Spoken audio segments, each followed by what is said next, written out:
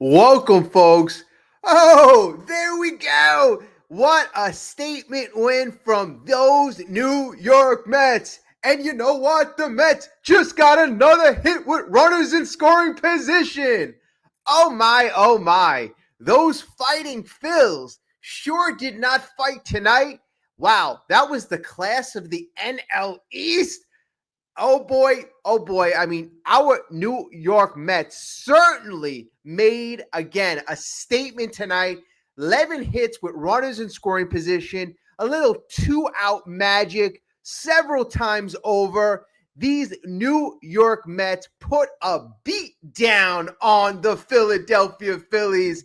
Folks, this is exactly what the New York Mets need. They need games like this, building up their confidence, becoming a unit, becoming a team, becoming a family. You know what? You had Kodai Senga on the mound, and he wasn't so sharp, folks. He was not so sharp. The Phillies jumped out to a 3-0 lead. Could have been more. Kodai Senga made some big pitches in the fourth inning. And the Philadelphia Phillies just, they couldn't get that big hit. You know what? The Mets, I'm telling you, folks, the Mets really, I don't want to say kind of shocked me, but this was certainly a statement. This was certainly a statement in such a big way. Up and down their lineup, from Vientos to freaking Luis Torrens. I'm telling you, Luis Torrens, this kid is playing on another level, That big homer in the seventh to make this game, distance-wise, not a laugher yet, but he certainly kind of sealed the deal. That was the 10th run of the game. That made it 10-3. But, Vientos, huge hits. I got to say, folks, who were the ones who wanted to trade Mark Vientos, Swaggy V, at the trade deadline? Because you look foolish. And, I know a lot of people out here wanted to keep Mark Vientos, because I said last year what he did was special, it was rare, and it is something that cannot be duplicated. The kid is clutch. When you need hits, when it's playoff time, when the pressure is at its most, the kid did it when he was a rookie. You can't teach that. That is something, even if you got talent, all the talent in the world, under pressure is a different animal. So that's why I was so opposed to trading the kid. So opposed. You saw today in a big game against your division rivals, when you need the game, Mark Vientos stepped up in a big way, multiple doubles, multiple RBIs. I'm so proud of Mark Vientos, but I just want to say something. I say, you see the title, it says Crying Philadelphia Phillies. You saw in the top of the fifth inning, they bring Kodai Senga out, and Kodai Senga had thrown a lot of pitches. So he's facing Real Muto. He hits Real Muto, and the Mets decide, all right, you know what? Kodai Senga's close to 90 pitches, not pitching that great, doesn't have control. The Mets just tied it up. It's 3-3, so it's a close ball game. So the Mets bring in newly promoted Castillo into the game, the left-hander, and you have Bohm at the plate with a man on base. So with just two pitches, Castillo generates a ground ball, and you get 2 outs. All of a sudden, the game stops. All the Phillies are pointing to center field. Everybody's unsure what's going on. Keith Hernandez is saying, I think I see a shirt. I think I see a towel in center field. Everybody's so confused. And the Phillies, they're so adamant. Oh, that's wrong. And it turns out there's like a circular media device, some type of microphone, 2 aluminum circular microphones in center field. This apparently was the reason why Mr. Bohm grounded into a double play, right? You complain about it right after the double play. I mean, that's when you choose to complain? That's when you choose? I'm sure he didn't notice it just then. It was just a convenient time. All right, a big hoopla. You cry. I can't hit. And, I there was a time I thought the game was going to go on. But you know what? The Phillies would not hit. would not play unless they remove those circular or whatever they are. I don't even know what the hell they are because they've been there for 3 years and no other team complained about it. But you know what, Mr. Alec Bohm, I thank the hell out of you because from then on, you didn't score, and the Mets scored 10 runs. The Mets scored 10 runs. So you know what? I really like that. Maybe that'll be the turning point in the season. That particular moment where the Phillies cried about a circular thing in center field. I still don't know what the hell it is, but the Mets pedal to the metal after that, beat the crap out of the Phillies. The Mets bullpen did phenomenal tonight. Phenomenal. Hands, clap hands for the Mets bullpen. Jorge Castillo, I think he threw like 3 pitches in the 5th inning or 3 or 4 pitches to dispose of the Phillies in the 5th inning. Tyler Rogers came in, perfect 6th inning. Brooks Raley came in, perfect 7th inning. Hell's Joe came in, and he was actually pretty decent. The first 2 batters, I'll say, they put a good piece of contact on the ball, but Helsley actually had allowed no hits, no runs, had a nasty strikeout on the last batter. So Helsley, you got to get that guy going. And then you bring in, it's 13-3. You bring in garbage man, Static's the garbage man right now. You bring him in garbage time, and he didn't allow a run. So the Mets bullpen, you give him credit for 5 shutout innings against the vaunted Phillies offense. So I got to say, great win, but also, too, this is a great momentum win. You saw the team, everybody rallying around each other. You saw us getting 2-out hits. You saw us doing things when the pressure was at its, we were down 3-0, folks. This is a come from behind victory. How many victories were taken from our hands because we squandered wins? This is one of the first wins in a while where we actually come from behind. We take the win right out of the hands of the Philadelphia Phillies. It doesn't matter. They have their best pitcher going, Christopher Sanchez. It doesn't matter. Christopher Sanchez today gave up 6 runs. 6 runs. And apparently this is the first time all year where he's allowed more than 4 runs. I've always said this about the Phillies. Phillies, I don't care what their record is. I don't care how talented they are supposedly. The Mets always have their number, in my opinion. And tonight just fully proved it. How's it going, everyone? Crispy, I see you. Music Man, Master of Coin, Danny, Sharon, hopefully we're all enjoying this victory. This was a very, I'd say, sweet victory, and the Mets got to build on it. They got to build on it. The Mets won 3 of the last 4, 6 of the last 9. You heard on the broadcast, whoever was listening, the Mets have the number 2 OPS in the month of August. The Mets, in that fact, have the top 3 offense overall in the month of August. So we know what the issue is. It's pitching. You get decent pitching performances.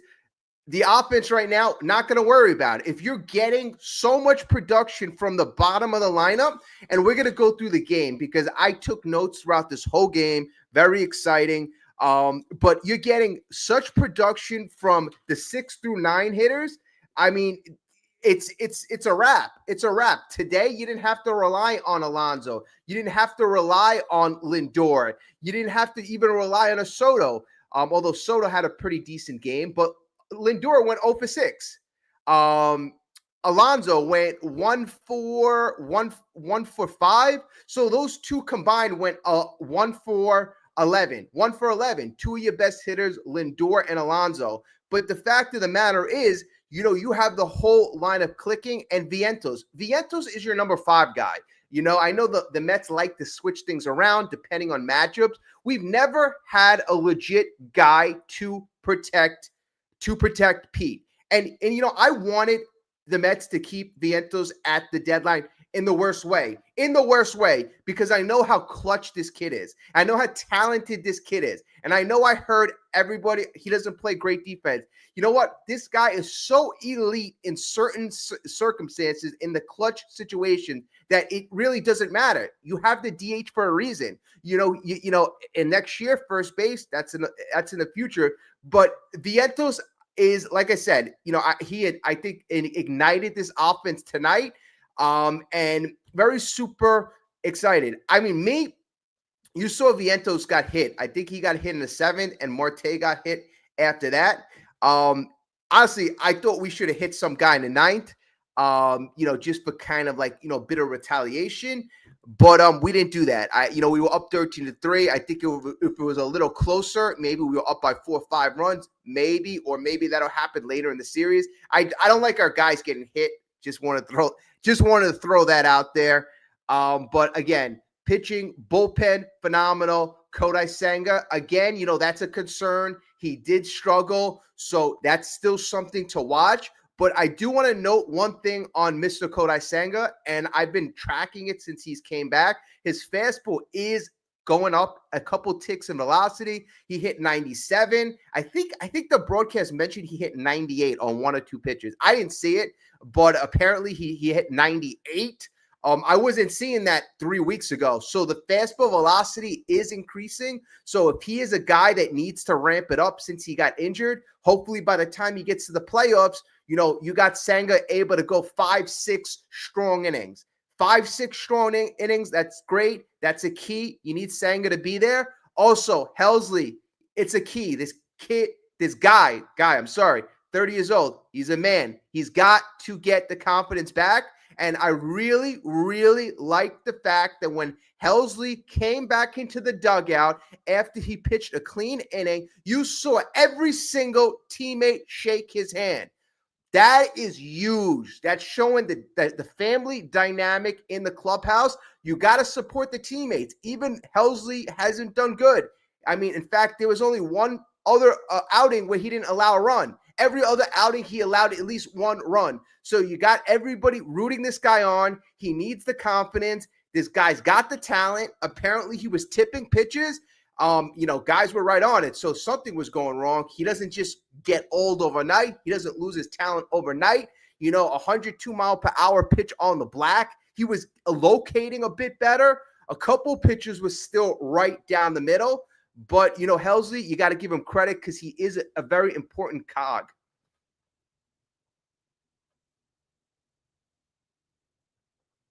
And Crispy, I saw you wrote the Dodgers are up 1-0. As we know right now, the Dodgers are playing the Reds. So we're a bit of scoreboard watching. The Phillies, we're 6 games behind the Phillies. Will you sweep this series? It makes things a lot more interesting. We have Sean Manaea going tomorrow. I believe Ranger Suarez is going for the Phils, and then the Wednesday matchup. We have our guy, Mr. Nolan McLean, going up against Taijuan Walker. So that matchup definitely favors the Mets, in my opinion. Tomorrow, I believe the Phils have the favorite pitching matchup. But you know what? The Mets, they got to keep slugging. And hopefully the Mets have been trying to figure out Clay Holmes. They've been trying to figure out how to get him to go further, throw less pitches. Same thing with Kodai Senga. I'm hoping. Sean Manaea didn't know what to do last time, but I'm hoping the New York Mets, in between starts, figured something out with Mr. Sean Manaea. Okay, but let's get into this game. I actually made pretty good notes for this game because of the, obviously we're playing the Phillies, so you want to smack the crap out of the Phillies every time you play them. Today we did just that, and you love seeing the Phillies cry too. You love seeing that. And 13-3, 14 hits, 6 hits allowed for the Phillies. So again, we even smoked them in the hit category. But this game started off kind of a little shaky. It really started off shaky, and I was shaking my head. You had in the top of the first inning, Trey Turner up. Trey Turner, he hits a ball kind of, I think it was left center field. He hits it left center field. Tyrone Taylor's going after the ball, And this after everybody, and including myself, complained about Mr. Tyrone Taylor not being in the game last night, where he could have made an impact in the 8th inning against the Braves. So again, you have Taylor, your better center fielder by every metric. He is the better center fielder than Mullins. Taylor also has a good career batting average against Sanchez in like 13 at bats. He's like 6 for 13, or he had a 300 average. So whatever that equates to. But the first pitch, or one of the first pitches, is hit to left center field. Taylor is approaching the ball. He dives, not even close when he dove. The ball trickles in the outfield. You got Turner rounding the bases. He gets a triple. And, we started off bad. And, I like my guys laying out. I like my guys taking chances. But, I don't want to complain, but that wasn't really the spot to lay out in, because, number one, you weren't even close. You weren't even close to the ball. And, number two, it's the first play of the game. Just cut off the ball. Guy gets a double. Fine. But I do like the fact that he did try. So didn't start off well. Then you have Schwarber up next. He grounds the ball to second base. That makes it 1-0 Phillies. Next batter up, you have Harper. Harper grounds the ball to Pete, and Realmuto would be next, and he hits the ball to center. All right, so top of the first inning, 1-0 Phils. Sanga's throwing a lot of pitches. You're hoping that Senga settles down. And you're also hoping that the Mets score a run to answer back. So in the bottom of the first inning, you have Lindor up. Lindor starts the game by hitting a grounder to Turner. He hits a grounder to Turner, and he ends up reaching because Turner throws the ball. He sidearms it, and he ends up not making a good throw. So Francisco Lindor gets on in an error. So you got Juan Soto up, and you know what? I'm just hoping, Juan Soto, let's start off on the right foot. Juan Soto be a little aggressive, and Juan Soto actually started off very aggressive. If you remember his first at bat, his first swing, he took a huge hack in the first inning, a huge hack. I'm like, okay, way to go. You didn't come through. You didn't make contact, but you took a huge hack, and Juan Soto looked a bit more aggressive. The second strike was a slider. Juan Soto also took another swing, and he missed it. Third pitch, he actually grounds out to the second baseman. It was 4-6. So you have one out. It was a force out, and you have Marte coming up. Marte actually gets struck out looking, and Alonso gets struck out swinging on the changeup. And early on, if you noticed, Christopher Sanchez's changeup was working very, very well. In fact, what you have to do, and what the Mets did eventually, is you got to go the other way. You got to go Alpo. Everybody was trying to pull the ball early on, trying to pull off the ball. And that's not how you're going to be successful against a guy like Christopher Sanchez. I mean, you saw Luis Torrens, Mark Vientos starting to go the other way, Torrens specifically. And they became very, very successful, obviously. So we're going to get to that.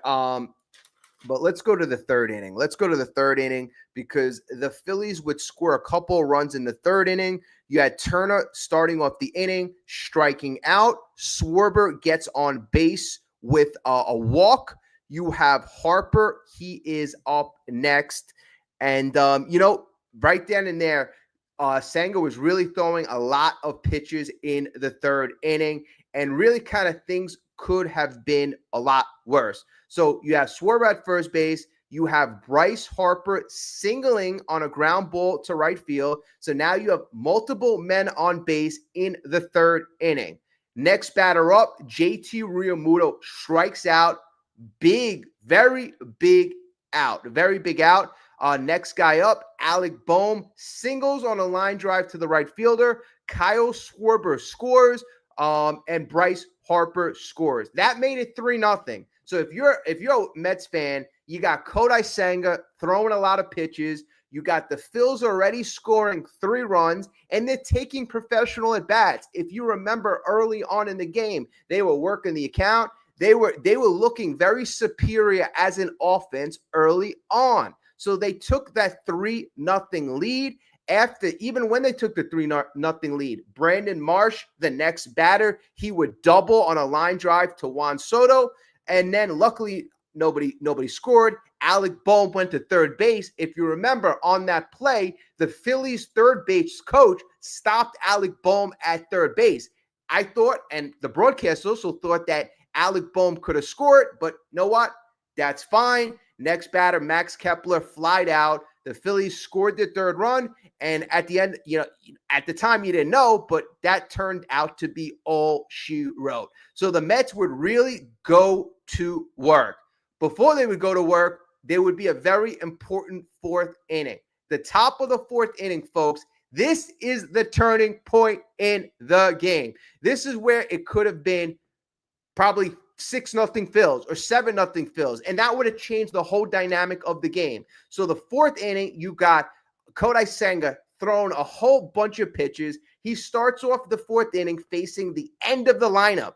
This is key. He's facing the end of the lineup. So what you want to do if you're facing the 8th inning, the 8th hitter, what he was is you want to get those 2 guys out so that when you face the top of the order, there's nobody on base.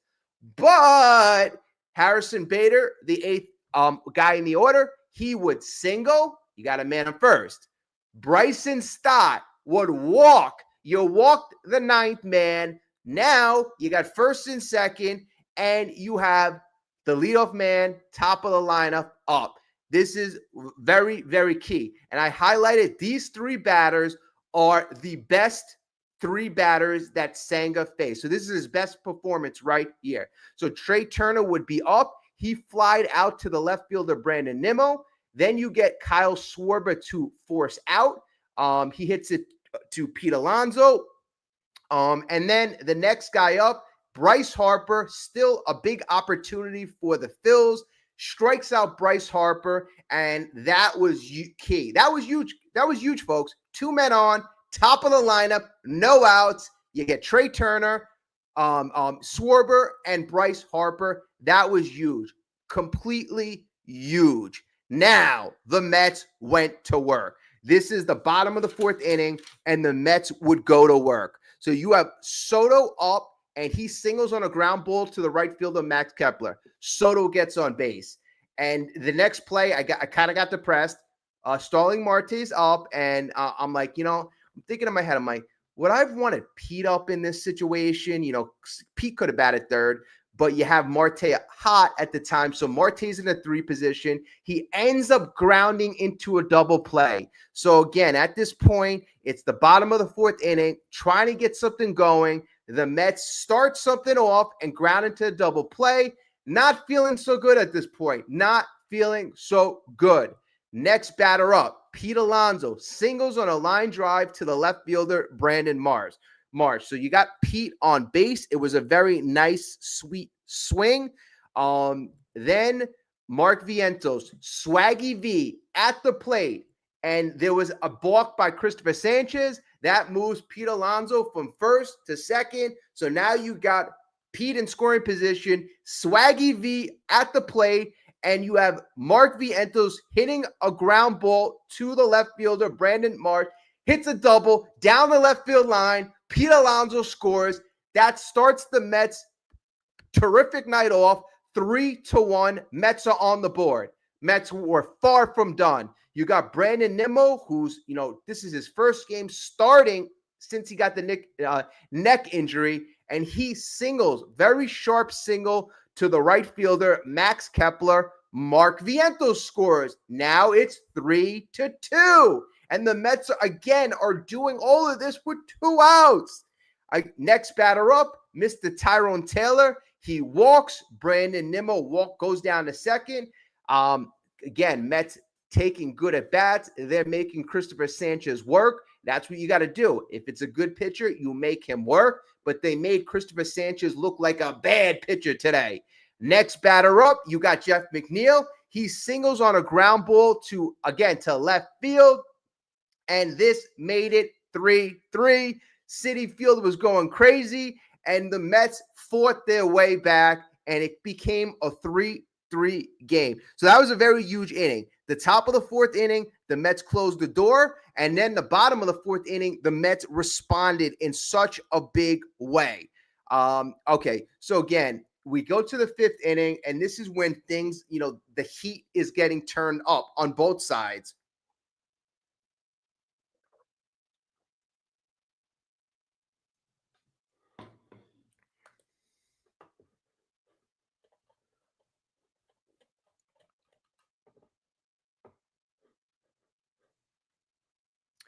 Yeah, the Harper strikeout in the top of the fourth inning, that was huge. The thing is, you had the top of the lineup for the Phillies up already 3-0.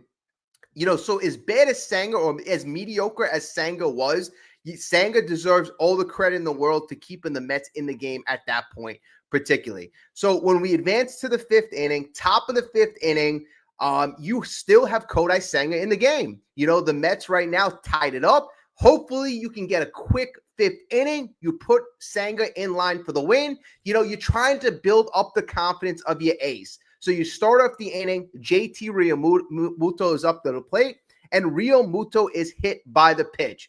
Mendoza not wanted to take any chances. He brings in Castillo right away. So Castillo comes in, the lefty. We just called him up, and he is facing Alec Bohm, man on first, no out. And, immediately, I think it was on the second pitch, he hits a ground ball, double play to the shortstop, automatically, 2 outs, 2 pitches, that's it. And then, again, I spoke about this at the open of the show. All of a sudden, it's almost like mayhem, bedlam. Nobody knows what's going on. Everybody's pointing at center field. And again, apparently the 2 circular microphone cylinder objects, I don't know what they are. That was a big problem for Alec Bohm. But again, the crying of the Phillies, I believe, is what inspired the Mets to say, let's get our crap together. They're complaining about whatever those things are. And you know what? Maybe it was kind of bothering the Mets because, again, you remove those things in center field, the Mets offense literally exploded. So, again, maybe I got to thank Alec Bohm because, that's probably not going to be there. And the Mets might continue this torrid offensive trend. Although I must say the Mets have been doing good offensively this whole month of August. All right, so you go to the fifth inning, and the Mets' big key element, what they've been doing when they've been successful, is keep adding on. Carlos Mendoza is saying one of the keys that he's telling the offense is every inning we have to continue to add on. Rightfully so. You can't trust the pitching. So in the fifth inning, starts off, you have the top of your lineup, Francisco Lindor. He's at the plate. He flies out to the right fielder, and that's 1 out. Next batter up, you got Juan Soto. Mr. Juan Soto gets on base with a walk. All right. Great job, Juan. So Juan Soto's on base. Starling Marte's at the plate. All of a sudden, you see Juan Soto taking off for second base. The throw goes to the first baseman, Bryce Harper. Bryce Harper runs it towards second base. It looks like Juan Soto is going to be caught for a pickoff, caught stealing. But no. So Juan Soto dives into the second base. Bryce Harper throws the ball to, I think, the shortstop. Shortstop, they fumble the ball. So Juan Soto ends up taking second base. I think it would be called an error, but, you get lucky. You get lucky at that point. So now you got Juan Soto at first base, Starling Marte at the plate. Starling Marte and the Mets, for that matter, continue to work the count off of Christopher Sanchez. Folks, from the third inning on, we started taking different at-bats and making Christopher Sanchez work. We made him work hard. This was his worst performance of the entire year. The Mets did a great job. So now you have first and second, Starling Marte walked, and Pete Alonso, again, has another opportunity to bring in a run. Pete Alonso ends up striking out, and it was a very nasty pitch. If I remember this one right, it was like a slider on the outside part of the plate. Could have been called a ball, but it wasn't. It was called strike 3, so Pete got cold looking. So this is, again, big position. You got Mark Vientos up. Pete Alonso didn't get the job done. Mark Vientos is up. You got a couple men on base. And Mark Vientos, once again, Swaggy V, doubles on a sharp line drive, this time to right field. So he goes oppo. And that's what I said, which was key. Christopher Sanchez throws a lefty, throws a lot of changeups. You can't try to pull those changeups. You roll over on those balls. You'll hit weak pop-ups. And Mark Vientos, he went with the pitch. He went to right field. And this is why this kid is so super talented in this rivalry game. Now you have Juan Soto scoring. Starling Marte goes to third. And the Mets take the lead. Come from 3 runs from behind and take the lead. Citi Field was going nuts, and I don't blame them. Next batter in the inning, Brandon Nimmo would ground out. But folks, such a great turn of events from the third inning to the 5th inning, just 2 innings. The vibe of the game completely changed from being big in favor of the Phillies, them coming in as the first place Phils, them coming in as the supposed superior offense, the superior team, the better pitcher or the hotter pitcher. Christopher Sanchez came in doing very, very well. But it didn't matter. It didn't matter. These New York Mets, again, I'm telling you, we're going to see how special they are. So you get to the 6th inning and you bring in, this is your bullpen time to shine. You bring in Tyler Rogers, replacing Jose Castillo, and you're just hoping for a quick inning, and that's what you got. 1, 2, 3, Max Kepler lined out, Harrison Bader grounded out, and Bryson Stott lined out. And that is how you take care of the bottom of the lineup. 1, 2, 3, easy peasy. Okay, now you get to the 6th inning, and the Mets continue to pour on. Don't let up, and the Mets did not let up. And it's with the bottom of the lineup. Tyrone Taylor starts off the bottom of the 6th inning with a line drive double to the left fielder again. Jeff McNeil, next batter up, flies out to Bryson Stott. Luis Torrens, he comes up to the plate, and this guy was so super hot. He doubles at this point to the right center field gap. I'm just the way he was hitting today. I mean, this guy deserves a 10 out of 10 at the plate. Tyrone Taylor ends up scoring. The Mets would take a 5-3 lead, and the Mets would continue to add. At this point, David Robertson came in the game to replace Christopher Sanchez. Next batter up, Lindor struck out. Juan Soto again walked. Starling Marte got a very important single. It was kind of up the middle between the shortstop and second base. That made it 6-3, and Pete Alonso grounded out. Now, if you look at the box score, if you go in between, a lot of this happens around Francisco Lindor and Pete Alonso. Those two, again, went 1 for 11 in this game. So it's super important. Good offenses win when you don't have your top players at their peak performances. So the Mets ended the 6th inning up 6-3. Up 6-3. So now the 7th inning, what are you hoping for? A quick inning. You're hoping for the bullpen not to surrender any runs because 6-3 is still a close game. So you got Brooks Raley in there, and what does he do? Easy peasy. 1, 2, 3. Trey Turner fly out.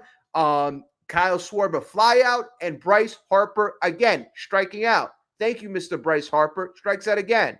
1, 2, 3. Now, what do the Mets do? Bottom of the 7th inning, they go back to work. First batter up, you got Mark Vientos hit by a pitch. I don't like that at all. He was hit like in the back, shoulder blade. I always get nervous when my star guys, any guy for that matter on my team, I get nervous when they get hit by a pitch. So you have, and then I always want to retaliate too. Like that's another problem. You don't get as much retaliation as there should be. So you have Mark Vientos going down to first base. He eventually gets subbed out of the game. Brett Beatty comes in, and I get it. You want to have him ice the back, and Brett Beatty's a faster runner, better defender. All right, that makes sense in so many ways. And you think you have enough offense, or you're trying to score more offense, actually. All right, so next batter up, Brandon Nimmo continues to have that good approach that the whole lineup is employing. He walks. Brett Beatty goes down to second. Tyrone Taylor, one of the stars of the bottom of the lineup, he singles again to left field. Brett Beatty goes to third. Brandon Nimmo to second. Jeff McNeil comes up to the plate, and he hits a decently deep ball to right field. And I know they mentioned on the broadcast that the right fielder, he took steps back. He was out of position. Nonetheless, it was deep enough to be a sac fly. That got another run for the New York Mets. It made it 7-3. And folks, the next at bat, the next batter was the deal. This is what sealed the deal. You had Luis Torrens coming up to the plate, couple men on base, 2 men on base. Luis Torrens hits a ball to right center field. Now is all she wrote. I mean, they only scored 3 runs, but at that point it was 10-3, and that made it into a complete laugher. So great game. The Mets, would continue to score. That's what I like. Even in the 8th inning, they would continue to score. I think the next important part in this game, you would have to probably say, is when the Mets brought in Ryan Helsley to replace Brooks Raley, and we already said that. The first batter up, JT Realmuto.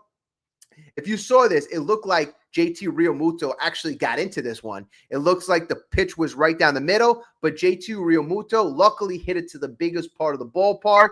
And that, I think, was all so important. You get the confidence for Ryan Helsley, get him going. Next guy up, Alec Bohm. Helsley throws a bit, I believe it was an inside pitch. It looked like Alec Bohm actually hit it pretty well, too. He lined it out to Brandon Nimmo, and you got 2 quick outs. And again, I think that just fed into the confidence of Helsley. And Brandon Marsh was his nastiest batter. That's the batter where I think Helsley looked the best in.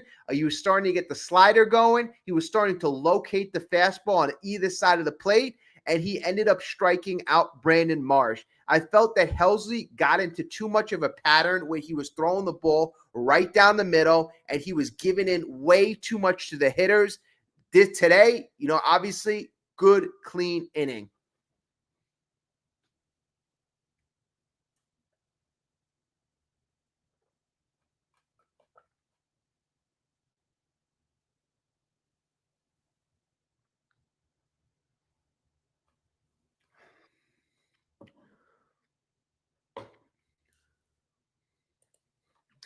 Music Man, Stanek was throwing hard.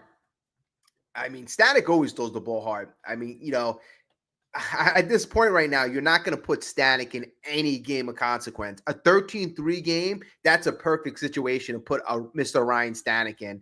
And, you get that guy, you want to get everybody going. If there's any semblance of hope for Ryan Stanek, yeah, it's fine. If he gets hot, and he's productive and he can get guys out at a high level, I don't care who they are, as long as that you can rely on them. You got to get to that point with Ryan Stanek, because right now he is not reliable.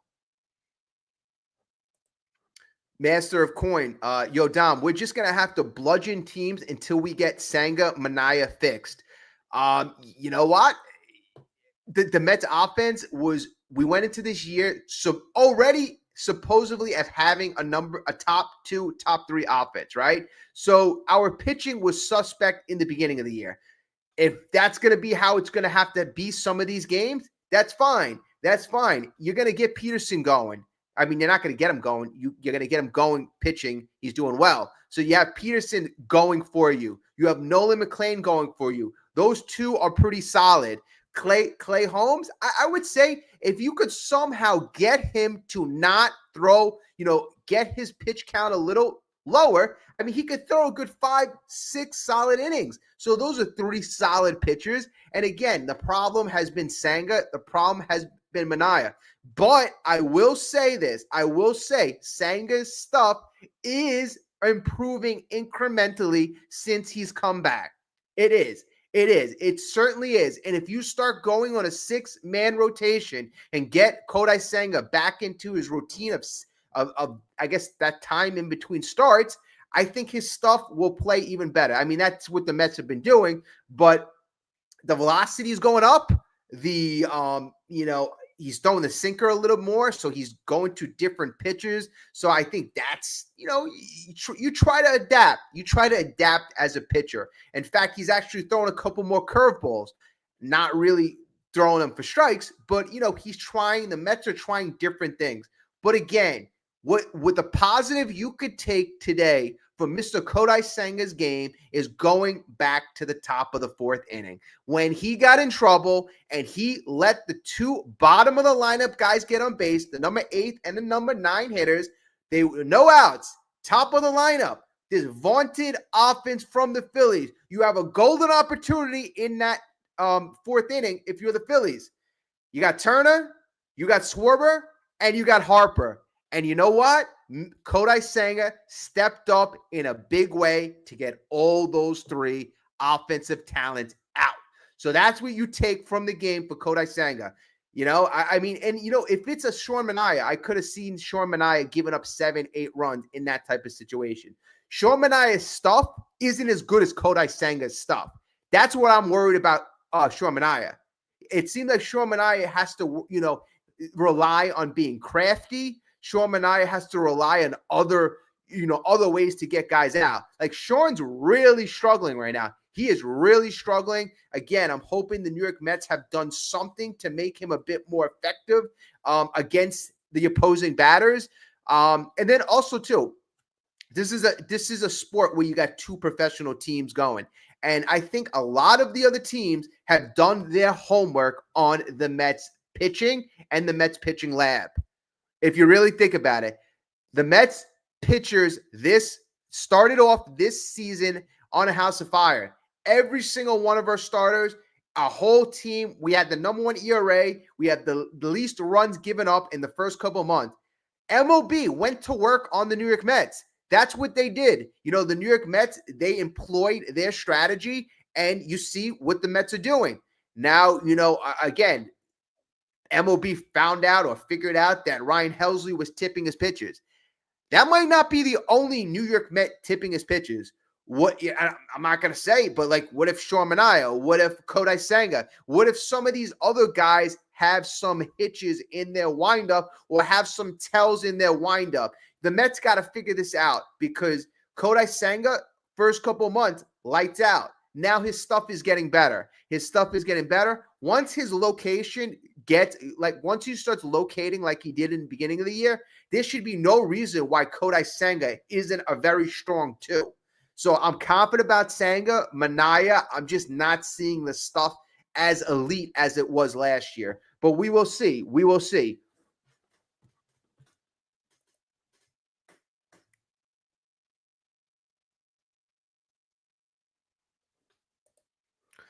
And Danny, the defense also helped Holmes' last outing, so we're going to have to see him contact being good. Yeah, Holmes, you definitely want to see him get into a consistent rhythm. Last game, like I said, he didn't have to throw as many pitches early on as he normally does. But again, you want to see him get guys to make contact. Holmes is a ground ball pitcher. He should be pitching to contact. The fact of the matter is a lot of the New York Mets problems are their pitchers are walking way too many batters. I think they mentioned that stat in the game that the New York Mets have 115 more walks. Their pitchers have 115 more walks than the Phillies pitching staff. That's pathetic. That is pathetic if you're a team that aspires to be a World Series pitching staff and a World Series team. You can't give the other team free passes. You just can't.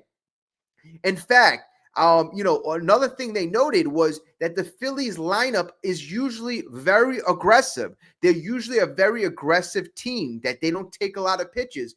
But if you're an aggressive team and you know that you're going up against a pitching staff that doesn't have a lot of control and that walks a lot of guys, you're going to be less aggressive and you're going to let the pitcher make mistakes.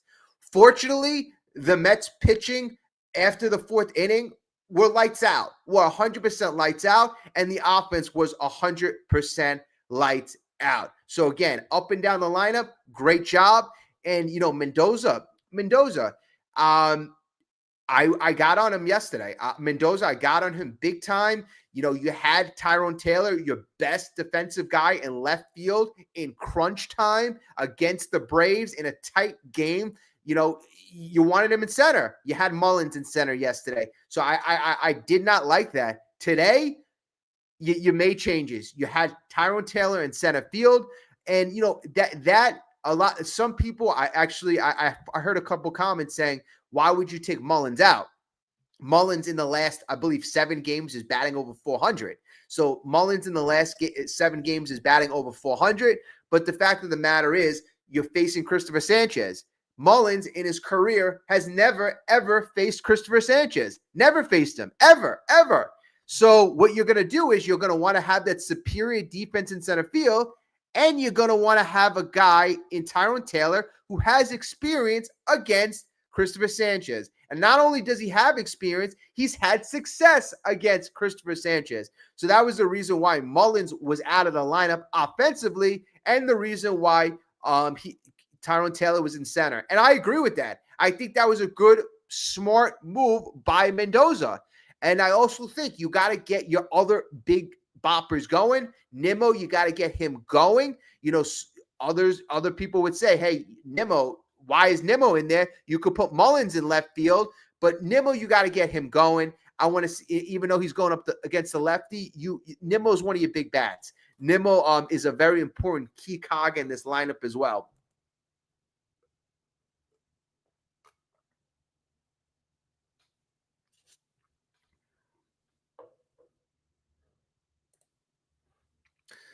Juan, you're right. Didn't I tell you that the Mets were going to smoke Sanchez? You know, honestly, Juan, I forget if you did. If you did, you know what? Great job, great job. I think the Mets always do good against Phillies pitchers.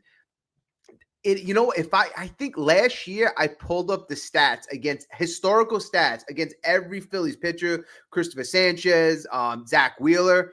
The only one, if I remember right, was I think Ranger Suarez, where we didn't have the best career numbers. But then again, I don't think I looked at, you know, everybody like this year. I didn't look at Brett Beatty, Mark Vientos. Those guys I was looking at was Alonso, Lindor.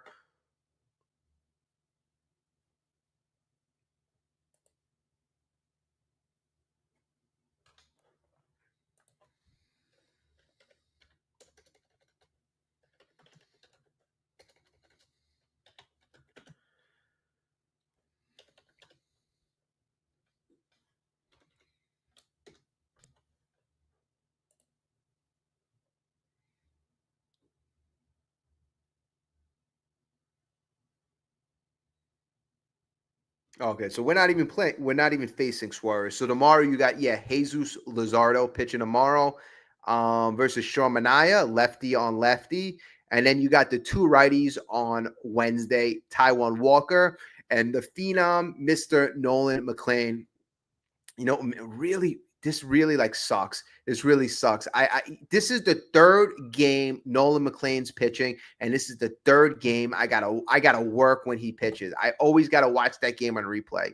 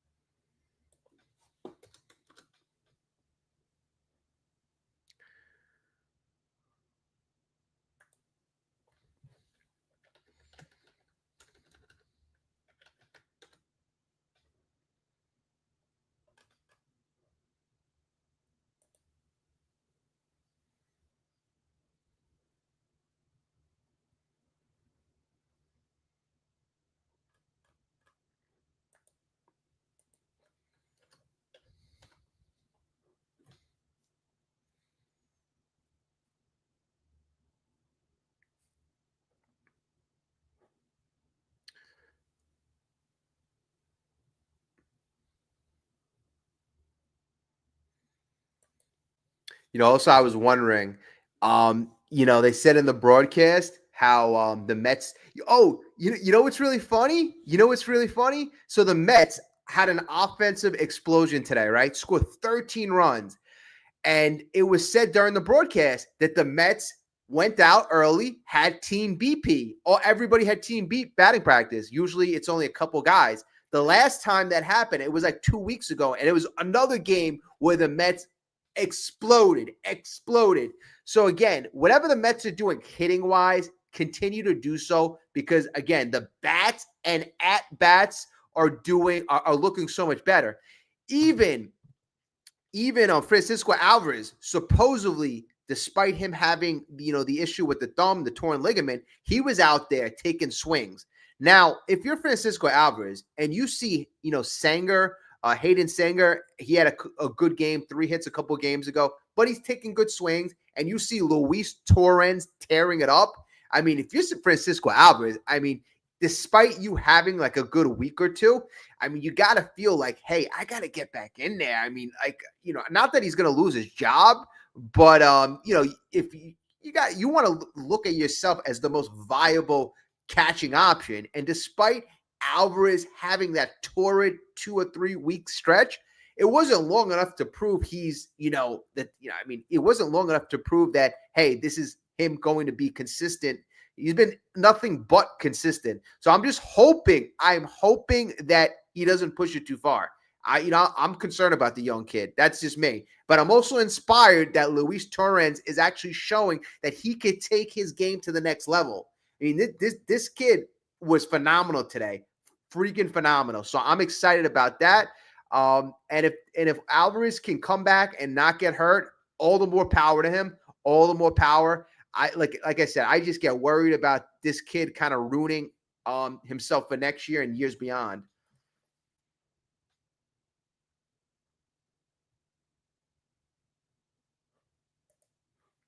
Call in sick on Wednesday, buy some XRP currency, and oh man, I wish. Work is annoying, but yeah, I wish I could do that. It's a good idea though. It's an awesome idea.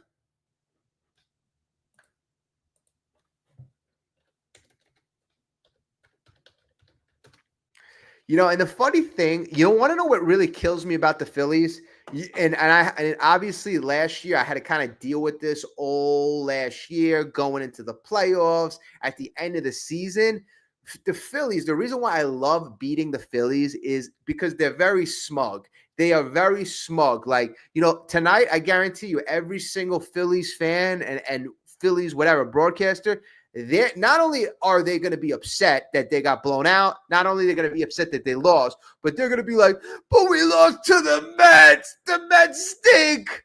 I mean, honestly, it's silly. You lose to the Mets all the time. I mean, you make it a tradition losing to the Mets. So, I mean, the repetitive narrative, like, oh, we should lose to anybody but the Mets. I mean, that's a little silly, but again, all right, that'll be your philosophy. That puts, I think, extra player pressure on the players.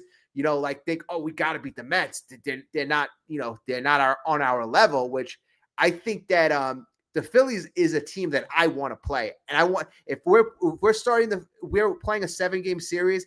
I would love to play the Phillies. Love to play the Phillies.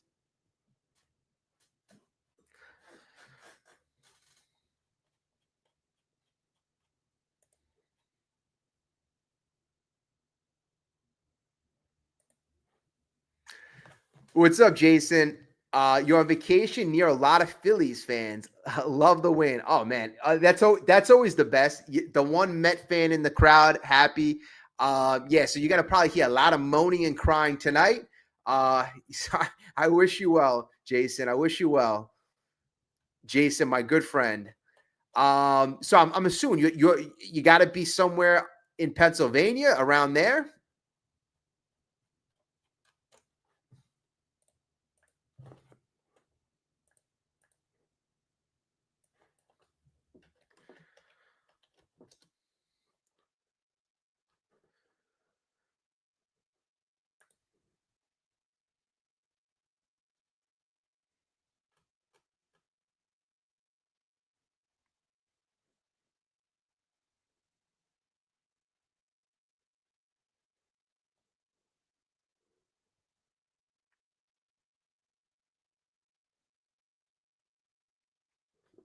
And I was just looking up some notes on Christopher Sanchez.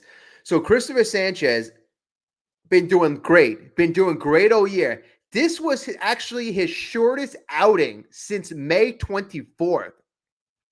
Wow. Wow. Wow. I mean, I'm just like kind of like amazed because, I mean, look at our pitchers. This would be one of our, he went 5 1/3, 5 1/3. That would be like one of our longest performances in a while.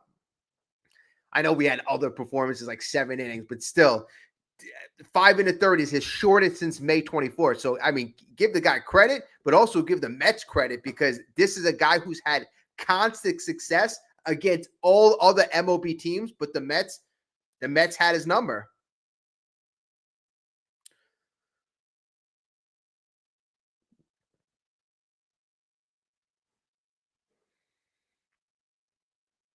And also, and this is also another thing that I was reading. This is the Mets' 8th straight win over Philly at Citi Field. So talking about being owned, we're going to have an opportunity to extend that streak. But again, the Mets have beaten the Philadelphia Phillies 8 straight times at Citi Field.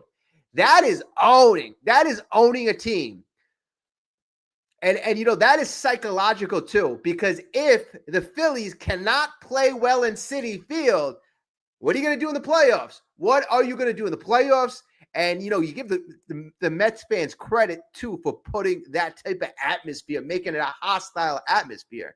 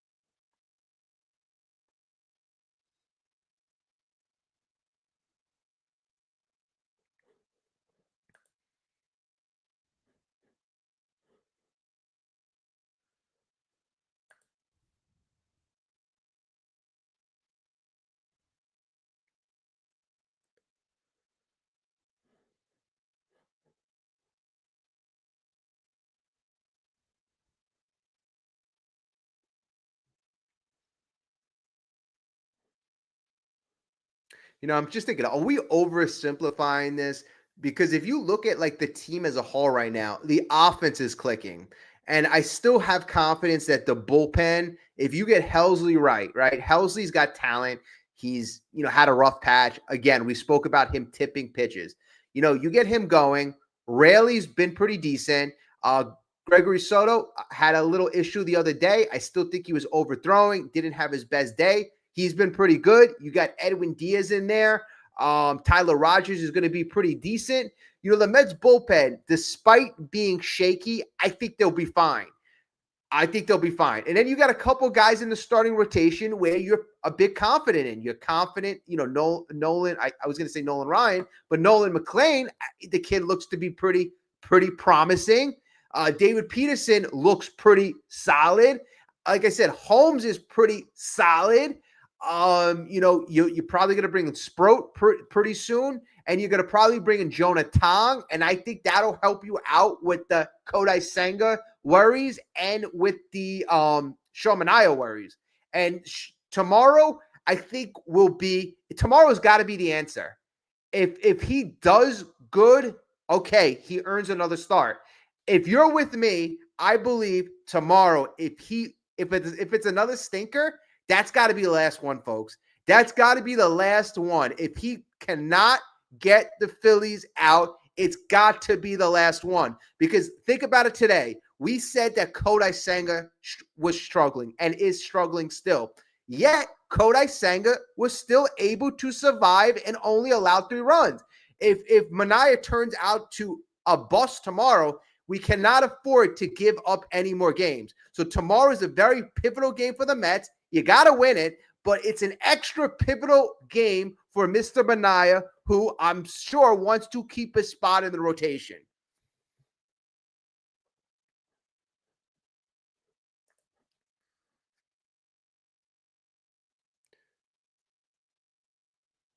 Oh, I see. Jason, you're in Wildwood. Oh, nice, nice. Enjoy. I went. I think I went on vacation there a couple years ago. Very, very nice.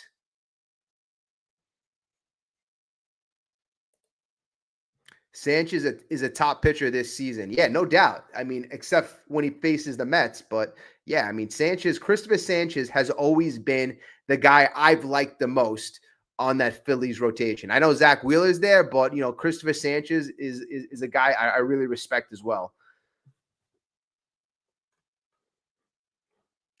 Now, and also too, you know, a thing that we used to complain about, and we complained about this 3, 4, 5 weeks ago, is if you don't get Nimmo, if you don't get Alonso, if you don't get Soto, if you don't get Lindor, if you don't get some of those guys going, the Mets are done. They're done.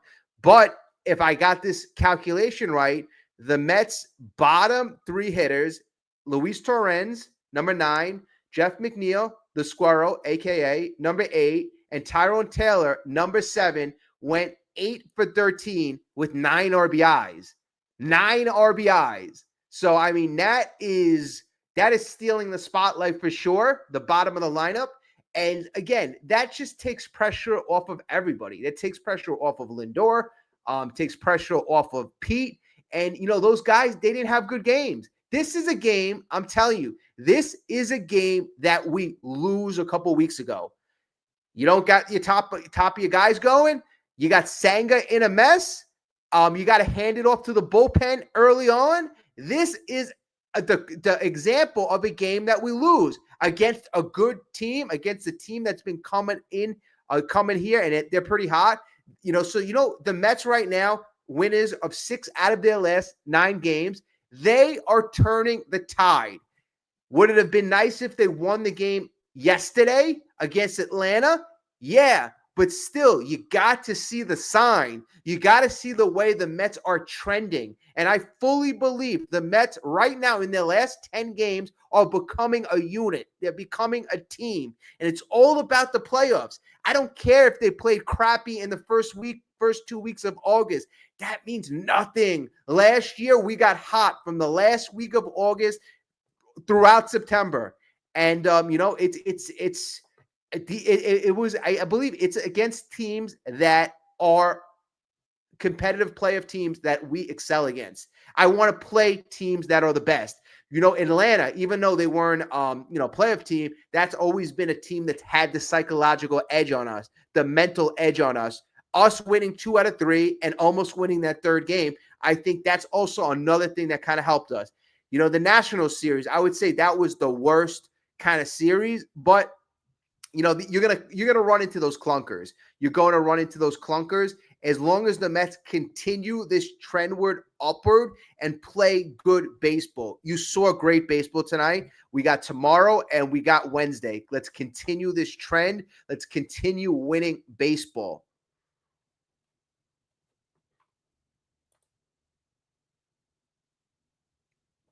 And again, congrats to Luis Torrens. 5 RBIs today, 5 RBIs, that double in the 6th, big, that 3-run homer in the 7th, even bigger. And the at-bats that he took off of Christopher Sanchez, very smart at-bats. Again, I mentioned it early on, you need that approach. Christopher Sanchez's changeup is elite. He's got a great changeup. If you try to pull it, you're going to roll it over. Luis Torrens, his perfect approach going the other way is a perfect matchup against a guy like Christopher Sanchez. And also Mark Vientos' approach is perfect to face a guy like Christopher Sanchez as well. So those two were on fire. Mark had 2 doubles, 2 RBIs, and they were clutch. That's the thing about Mark. They were clutch. We needed those. The one in the 5th, that was the go-ahead double. That was the go-ahead double. And over his last 8 games, you want to know how good Mark's doing? In his last 8 games, he's hitting .387, 12 for 31, 387. And this was the player that was considered garbage, that everybody wanted to throw away. I'm not going to say everybody, but I would say I had a bunch of videos saying we got to keep this kid, and everybody, I mean, they call me silly. You got to trade it for Luis Roberts Jr. No. I mean, like Luis Roberts Jr., okay, that's fine. But Mark Vientos, I'd much rather have him for the next 4.5 years. And again, you talk about clutch city. The Mets today, 11 for 19 with runners in scoring position. 11 for 19 when the pressure's on. I mean, those are numbers I want to hear. 11 for 19, 11 for 19 against the Phillies. So, everything like you detail and you analyze and you break down this game, the more and more positive you could take from it.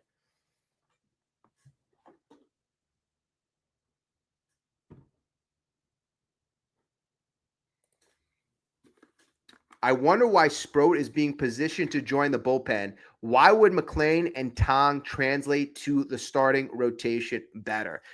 Here's the thing. I don't know a lot about them in terms of that decision, but I do know the pitch mix and the type of stuff they have. Like, for example, McNeil has 6 different pitchers.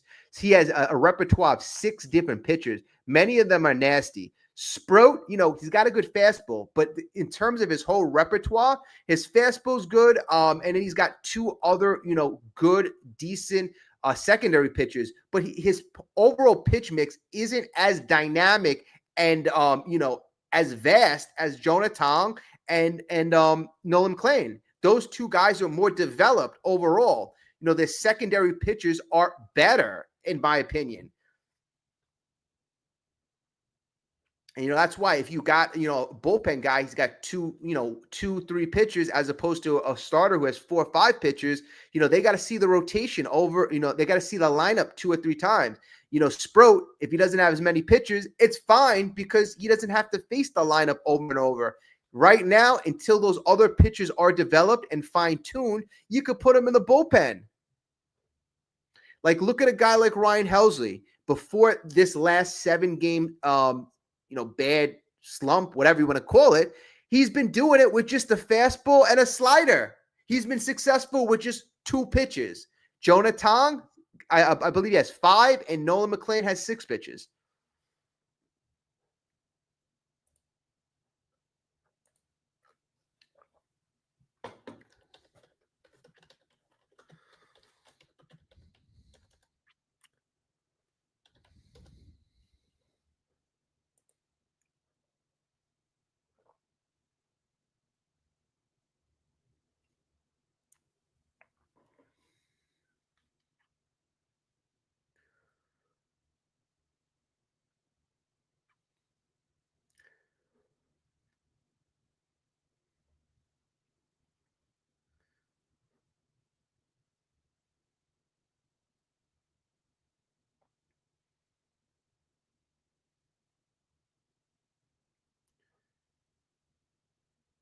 I mean, Jonah Tong, he's 22 years old, kid 6'1", 180 pounds.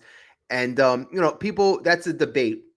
How much seasoning is enough, right? How much seasoning is enough before you bring him up to the majors? Like, overall, his minor league career, he's 16-11 with a 2.54 ERA in his whole career.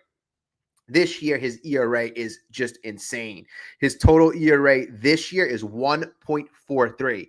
1.43, 10-5, 1.43 in 22 games. He's been an absolute beast. And the thing that's crazy is he's got 180 strikeouts in 113 innings. 180. So his strikeout ratio is well beyond even a guy like Nolan McNeil. And his whip is almost DeGrom-like at 0.92. 0.92. So, guys, batters aren't getting many hits against this man.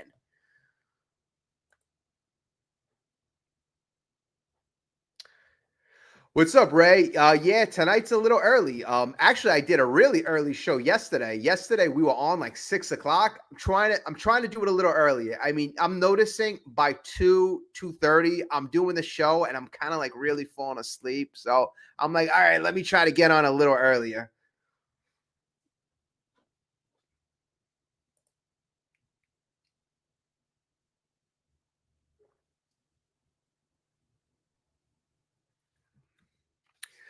You know what, Danny? This is pretty interesting. You have to be honest.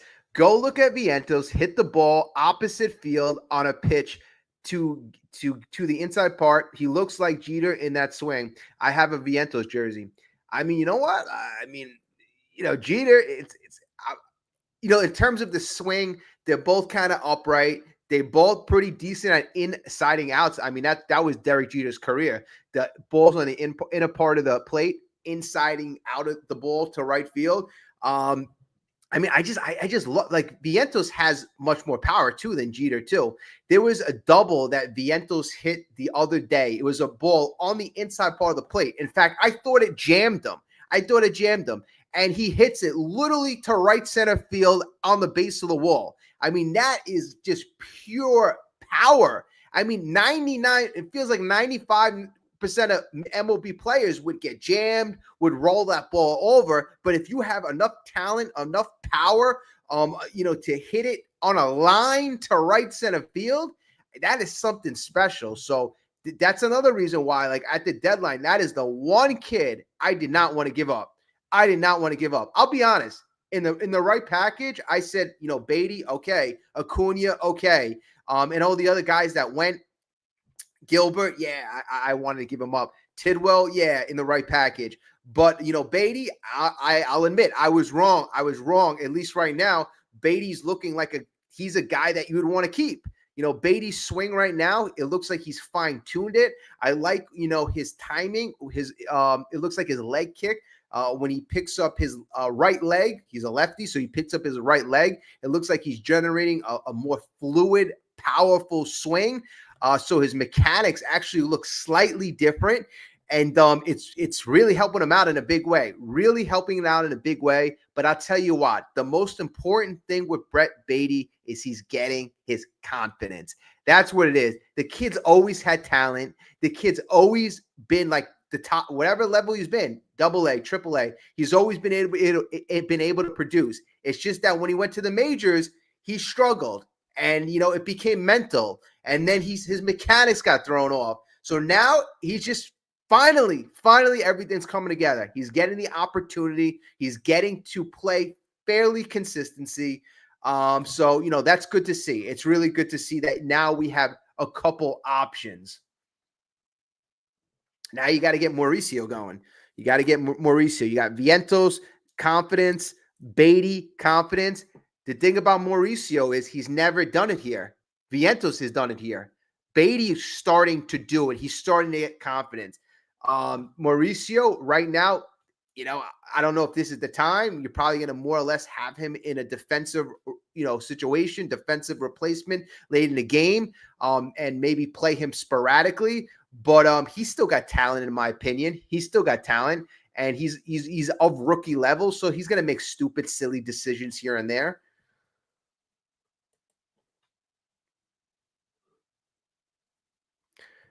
Yeah, the work hours stink.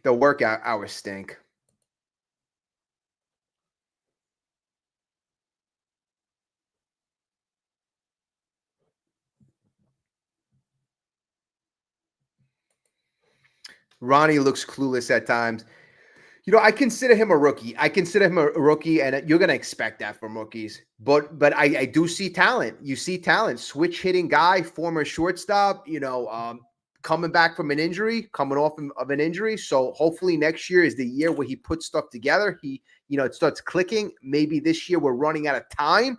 But, the fact of the matter is we have guys right now who could fill the positions, Vientos, Beatty, where we're fine.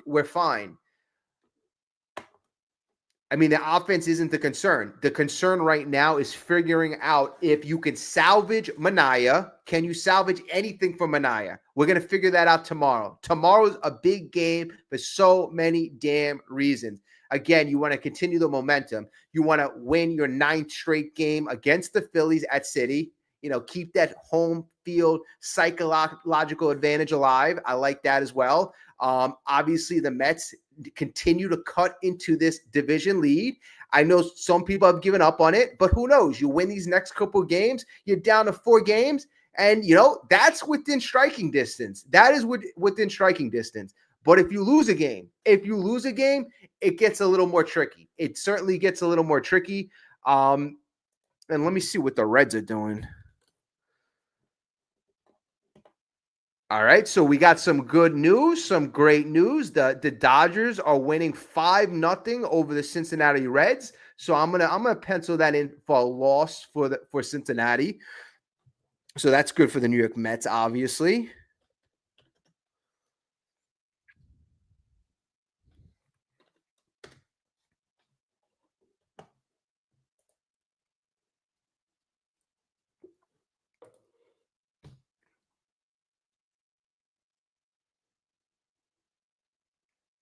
Okay, so the Mets right now, we have a 2-game lead on Cincinnati. So the Mets win, obviously, and then the Cincinnati loses. It'll be a 2.5-game lead and building. I'll say that, and building. Because, I said it, since this is what I did, and I'm not sure who looked at this. Cincinnati Reds, their schedule is not easy. Let's put it this way. I went over their schedule yesterday, and it is not an easy schedule. Right away, they're facing the Dodgers. In fact, let me go over that schedule one more time. Because, everybody who's even not confident in the New York Mets, the fact of the matter is there's only one team chasing down the Mets. Only one team.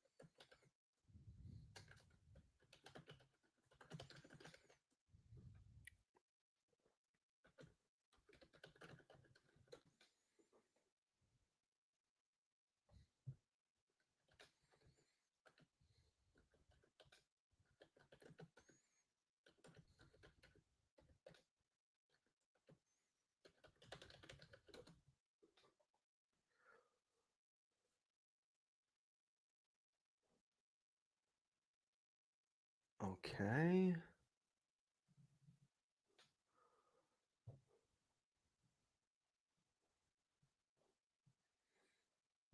I'm sorry. I'm just doing a tad of research on the Reds' strength of schedule. And like I said, it is tough.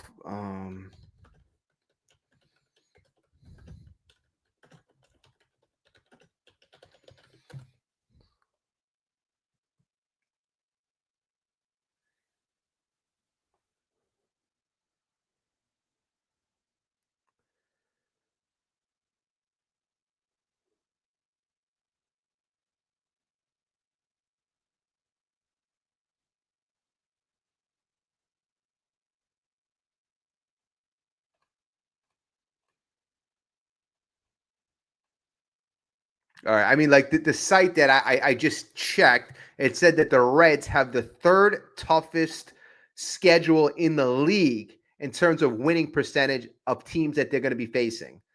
So they have a very tough schedule. I'll read you some of their games. Obviously, they're facing the Dodgers. This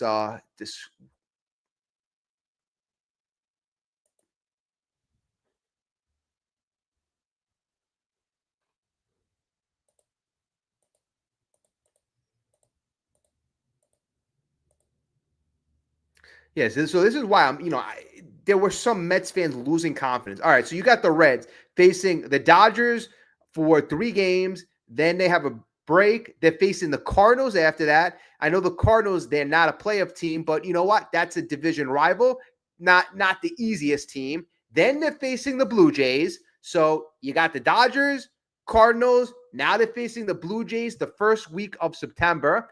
Then they're facing the Mets. That's going to be the toughest series. We all know that. Then they're facing the Padres. Then this is the easiest series. Then they're facing the Athletics. Then they're facing the Cardinals again. Not easy. Then they're facing the Cubs. Then they're facing the Pittsburgh Pirates. And then they're facing the Brewers. So they got the Brewers. They have the Cubs. They have the Padres. They have the Mets. They have the Blue Jays. They have the Dodgers. So they have a bunch of tough series left. So, that's something to remember. And again, I'm comparing myself to them in terms of that matchup. So I think obviously, in my opinion, we have more talent than the Reds. They have a good manager. Yes, great. They got a good, exciting guy, Ellie De La Cruz. But, one of their top pitchers the other day got blown out. They took a big step against the D-backs in the wrong direction. So let's see. Dodgers pummel them to the ground. Dodgers take 3 games. The Reds are going to lose a lot of momentum like a team normally would if they continue to lose. The Mets, they have a pretty difficult schedule as well. If you look at their numbers I would say the toughest stretch is going to be from September 1st to September 18th. You have 5 straight series against winning teams. You still have some easy opponents too as well. You're going to be placing the Braves. The Braves we already faced, but I think we have one more matchup. But you're facing the Nationals and you're going to face the Marlins. But the Marlins are pretty tough. But we'll see. I have confidence. I want to play tough opponents. I want to play good pitchers. I want to play good teams.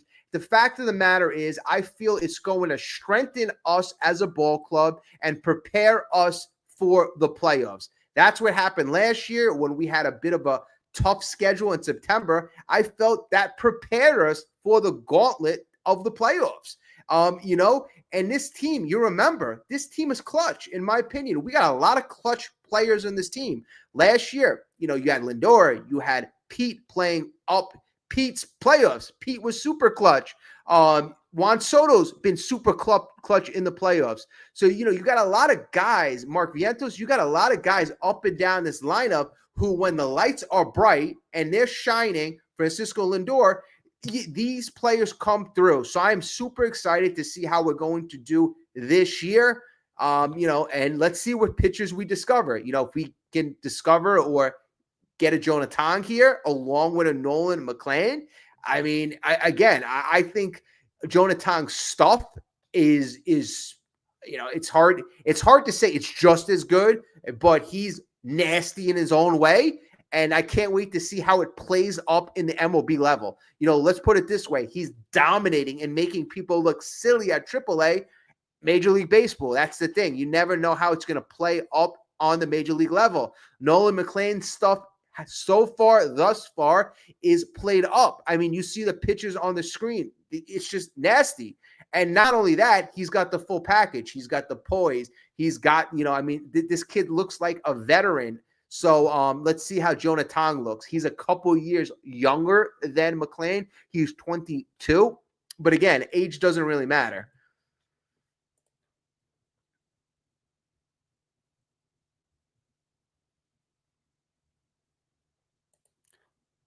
Juan, see this. This is a really good thing. I was telling people the whole trade line. Do not trade Vientos. Some channels came at me hard. Look now. You know what? Go look at my videos. I received the nastiest comments. That I know nothing because I wanted to keep Vientos. I mean, look, what Vientos did last year as a rookie is very rare and very special. And then just because he had a slow 2.5 months, you want to trade him, and he has 4.5 years left. I didn't get that. I did not get that, especially for a guy who's injury prone, a guy who's extremely streaky and hasn't been good in 2 years. I wasn't getting that.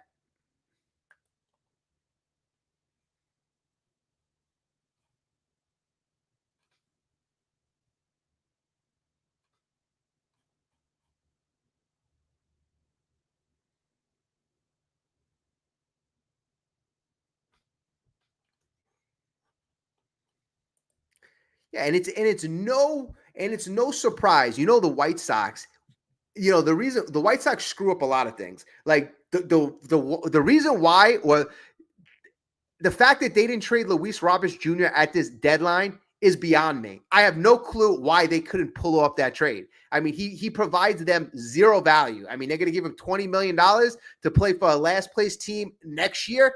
Just makes no sense. But they should have traded him to somewhere. They should have traded him to somewhere, and they didn't do that. Their decision making is very, very poor. The only decision they made that made a lot of sense is they wanted Mark Vientos. That was the one guy that they're like, well, they wanted a lot of guys. They wanted Jet Williams. They wanted Sproat. But one of the guys they wanted to target was Mark Vientos. And that was because even the White Sox could recognize that this kid was beyond talented. And if we would have done that trade, Vientos, even if we would have done it straight up for Roberts, we would have egg on our face right now.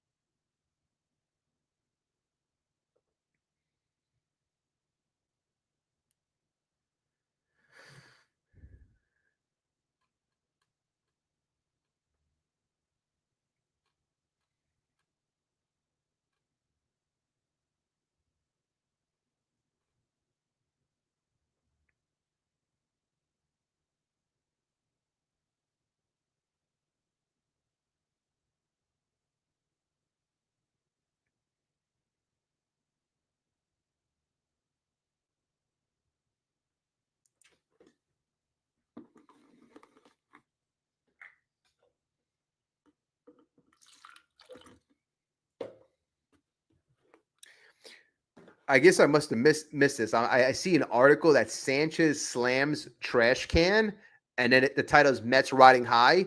I missed that if he slammed the trash can in the dugout. I mean, like, if you're a Mets fan, you're like, okay, yeah, that's silly, you know. But like, if you're a Phillies fan and you see one of your top pitchers slamming a trash can, after Wheeler got hurt, you know, I mean, I don't know if the trash can could have hit him in the foot or could have like smacked him in the face with something, but that's the last thing you want your star pitcher doing, slamming things around in the dugout. But that's the Phillies. Do whatever they want.